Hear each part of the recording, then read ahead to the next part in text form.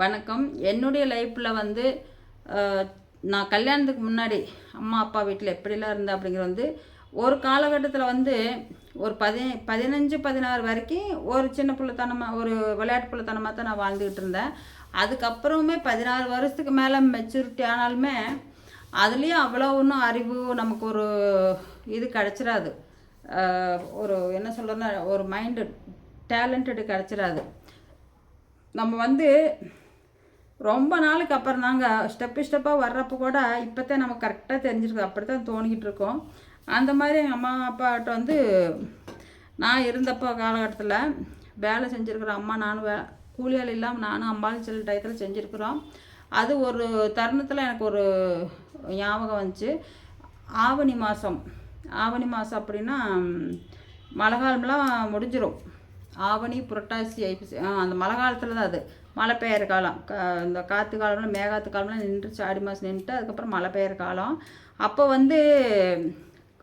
எருமை மாடு மேயருக்கு காடுக இருக்கும், தனியாக இருந்துச்சு. அதில் போய் இந்த வேளா மரம் முள் மரமெல்லாம் நிறையா இருக்கும்ல, அந்த மரத்தில் இருந்து கிளைகள்லாம் ஒடிஞ்சு முள் கீழே விழுந்து அந்த பில்லு போய் மாடு மேயருக்கு போகாது. அது முள் குத்தும்ட்டு பார்த்துட்டு ஓடியாந்து வந்துடும். அந்த மாதிரி இருக்கப்போ நானும் எங்கள் அம்மாவும் போய் ஒரு டயத்தில் அந்த முள்ளெல்லாம் பொறிக்கிட்டு இருந்தோம். நிறைய முள் கீழே உடுந்து கிடந்துச்சு. காலுக்கு செப்பல் போட்டு தனித்தனியாக முள் எடுத்து வச்சுக்கிட்டு இருந்தோம்.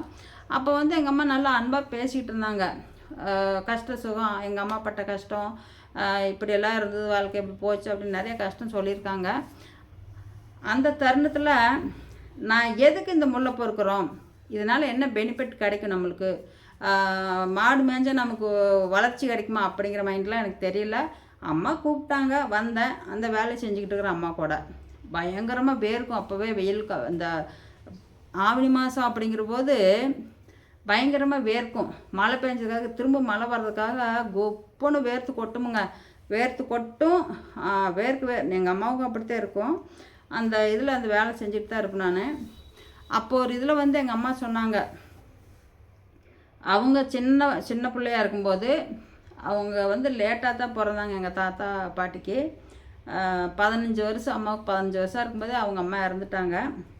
அவங்க அம்மா கடலைப்பருப்பு வேர்க்கடலை சட்னி இருக்குல்ல, அதை சட்னி அரைச்சிட்டு வர சொல்லிக்கிறாங்க. களி கிளறி வைப்பாங்க. அதுக்கு சக்காளியோ இல்லை டிஃபனுக்கோ பணியாரத்துக்கோ தோசைக்கோ தெரியாது. அது இவங்க கொஞ்சம் வசதியான வீடு, அம்மாவும் வீடு. அதனால அவங்க கொஞ்சம் ஓரளவுக்கு ரிச்சர்ச் சாப்பிட்டுட்டு இருந்திருக்காங்க. அப்போ செக்கில் போய் ஆட்டிட்டு நல்லா தான் ஆட்டிட்டு வந்திருக்காங்க. ஆட்டிட்டு வந்தப்போ தண்ணி கொஞ்சம் அந்த செக்கில் இருந்த தண்ணி கழுவி அதிகமாக ஊற்றிட்டு வந்துட்டாங்களாம்மா. கொஞ்சமாக ஊற்றி கழுவி கல்லாட்டிருக்குன்னு அப்படி இந்த திக்னஸாக இருக்குன்னு அவங்க பார்த்துருக்காங்க. இவங்க கொஞ்சம் தண்ணி அதிகமாக ஊற்றிட்டு வந்துட்டாங்களாம்மா. ஊற்றி அங்கேயே கரைச்சி கொண்டு வந்துருக்கோம். தண்ணியாட்டம் இருந்துருக்குது. தண்ணியாட்டம் இருந்தாலும் நான் என்ன சொல்கிறேன்னா பரவாயில்ல, தண்ணியாட்டம் இருந்தாலும் ஊற்றி சாப்பிடலாம், அதனால தப்பு கிடையாது. ஆனால் அது எங்கள் அம்மா வீட்டுக்குள்ளே கொண்டு வச்சுருந்துருக்காங்க. வச்சுட்டு சட்னி எடுத்து பார்த்துருக்காங்க. பார்த்தது தண்ணியாட்டம் இருந்துருக்குது. எதுக்கு இத்தனை தண்ணி ஊற்றுன்னு சத்தம் போட்டிருப்பாங்களாட்டிருக்குது. செக்கு கழுவுன்னு என்ன சொன்னாங்களோ அது எனக்கு தெரியாது அப்படின்னு கேட்காட்டி இவங்க என்ன பதில் சொன்னான்னு தெரில. அப்படியே எடுத்து அந்த உப்பு காரம் அதோடு அப்படியே எடுத்து மூஞ்சியில் ஊற்றிட்டாங்களாமே. எங்கள் அம்மா மூஞ்சியில் ஊற்றிட்டாங்க. அப்படியே கண்ணெல்லாம் எரியுது, ஒன்றும் பண்ண முடியல அப்படின்ட்டு கண்ணு மூடிட்டாங்க. கண் எரிச்சு அந்த காரமெல்லாம் போய் விழுந்ததுனால அப்போ அவங்க அந்த மூஞ்சி கழுவுற கூட அவங்க போக முடியல. அப்போ எவ்வளோ பெரிய கஷ்டமாக இருந்திருக்கும். என்னதான் தாயாக இருந்தாலும் அந்த மாதிரி செய்யும்போது நமக்கு கொஞ்சம் கஷ்டமாக தான் இருக்கும். அதுலேயும் கஷ்டப்பட்டு தான் வாழ்ந்துருக்காங்க. அப்புறம் அதுக்கப்புறம் போய் அதை என்ன பண்ணாங்களோ அதுக்கு மேலே தெரியாது. இது சொல்லி ரொம்ப வேதனைப்பட்டாங்க. அவங்க அப்பா கிட்ட ரொம்ப பாசம், நல்லா பாசம் கொடுத்துருக்காங்க அவங்க அப்பா. ஆனால் இருந்தாலும் எங்கள் பாட்டியுமே வெள்ளை வெளியேன்னு இருப்பாங்களாம்மா. கொஞ்சம் ஹைட்டு கம்மியாகத்தான் இருப்பாங்களாம்மா. வெள்ளை வெளியேன்னு இருப்பாங்களாம். அவ்வளோ கலராக இருந்திருக்காங்க. அதனால தான் எங்கள் தாத்தாவும் கலர் தான். ஆனால் இருந்தாலும் எங்கள் தாத்தா நல்லா ஹைட்டாக இருப்பாரம்மா. எங்கள் பாட்டி அதை விட கலர் போல் இருக்குது. அந்த கலர் தான் எங்கள் அம்மாவுக்கு வந்துச்சு. ஆனால் எங்களுக்கெலாம் அந்த கலர் வரல. எங்கள் சின்னண்ணாவுக்கு வந்திருக்குது. இருந்தாலும் அவங்களுக்கும் ஓரளவுக்கு தான் வந்திருக்குது. எங்கள் அம்மா கலர்லாம் வரல. இப்போ எங்கள் சின்னண்ணா பொண்ணுக்கு கலர் ஓரளவுக்கு தான், அதுவும் அம்மா கலர் இல்லை, கொஞ்சம் கம்மியாகத்தான் வந்திருக்குது.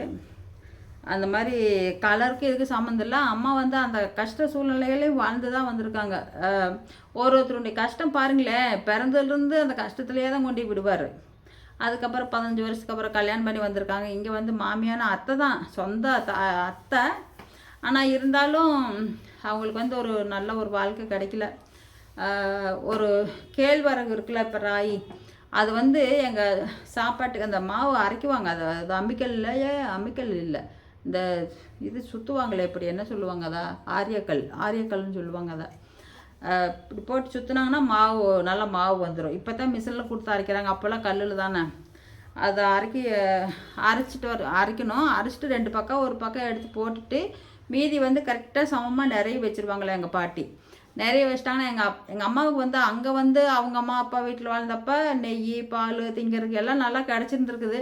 இங்கே வந்து அந்த இது கிடைக்கலைங்கிற போது அந்த கேழ்வரகை எடுத்துட்டு அதை சாப்பிட்டுவாங்களாம்மா, வயலுக்கு இது போடுவாங்களாம்மா. அதை கூட எங்கள் பாட்டி கண்டுபிடிச்சி சத்தம் போட்டிருக்காங்க.